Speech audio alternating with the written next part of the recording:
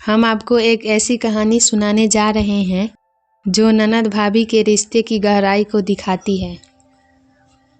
गांव के एक छोटे से घर में जहां स्नेह और अपनापन हर कोने में बसा था, वहां रहने वाले थे रामू और उनकी पत्नी सुनीता। कुछ दिन पहले उनकी बहन रमा अपने मायके आई थी। पूरे घर में खुशी का माहौल था। भाई बहन की हंसी मजाक, भाभी के साथ मीठी नोक-झोंक, हर तरफ खुशियाँ ही खुशियाँ थी। रमा जब भी मायके आती, घर का माहौल खिल उठता। लेकिन अब उसके जाने का दिन आ गया था। सबके चेहरे पर हल्की उदासी थी। भाभी भी अपनी प्यारी बहन को विदा करने के लिए तैयार कर रही थी।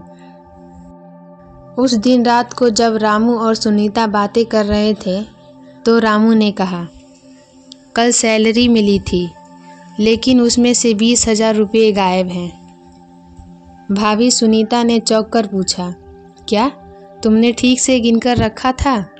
हाँ बिल्कुल, रामू ने गंभीरता से कहा।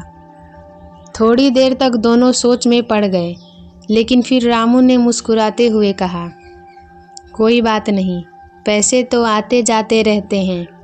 रमा जा रही है, उसे कुछ ना कुछ तो देना ही है। कल उसके हाथ में 1,000 रुपये रख देना। सुबह जब रमा जाने की तैयार हुई, तो सुनीता ने मुस्कुराते हुए 1,000 रुपये उसकी हथेली में रख दिया। रमा ने पैसे देखे और भाभी की आंखों में झांकते हुए पूछा, भाभी आप कुछ परेशान लग रही हैं। सुनीता ने गहरी सांस लेते हुए कहा, कल तुम्हारे भैया की सैलरी मिली थी, लेकिन उसमें से 20,000 रुपये गायब हो गए हैं। समझ नहीं आ रहा है कि पैसे कहाँ गए। रमा भी चिंता में पड़ गई। उसे अपने भाई भाभी की परेशानी देखकर दुख हुआ।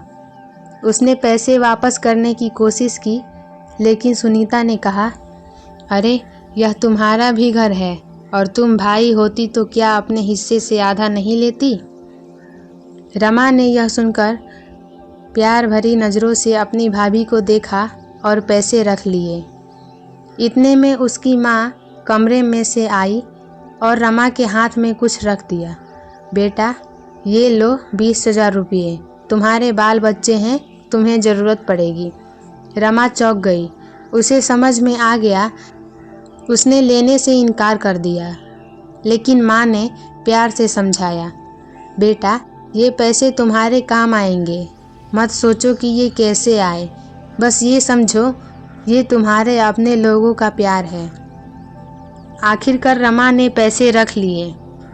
जब विदाई का समय आया, तो रमा ने वह 20,000 रुपये चुपचाप अपनी भाभी की हथेली में रख दिए। सुनीता चौंक गई और बोली, ये क्या है? रमा मुस्कुराई और बोली, मेरी कान की बाली गिर गई थी, पलंग के नीचे ढूंढ रही थी तो ये पैसे वहीं पड़े मिले। लेकिन सुनीता को याद आ गया कि जब माँ ने पैसे दिए थे, तब उसने चुपके से देख लिया था। उसकी आंखें भर आई। उसने रमा को गले लगा लिया और कहा, तू सिर्फ मेरी ननद नहीं, मेरी बेटी जैसी है। पूरा परिवार भावुक हो गया। प्यार और अपनापन से भरी यह कहानी सबके दिल को छू गई। आपको यह कहानी कैसी लगी कमेंट में ज़रूर बताएं। और आपकी भी कोई कहानी हो जिसे आपकी कहानी चैनल के माध्यम से शेयर करना चाहें, तो आप हमारी ईमेल एड्रेस पर भेज सकते हैं। आपकी अनुमति के अनुसार आपके नाम को लिया जाएगा, अन्यथा आपके नाम को गुप्त रखा जाएगा। और साथ ही अगर यह वीडियो अच्छा लगा तो वीडियो को लाइक, चैनल को सब्सक्राइब और बेल आइकन को प्रेस करके रखें, ताकि हमारी अगली वीडियो आप तक पहुंच सके। धन्यवाद।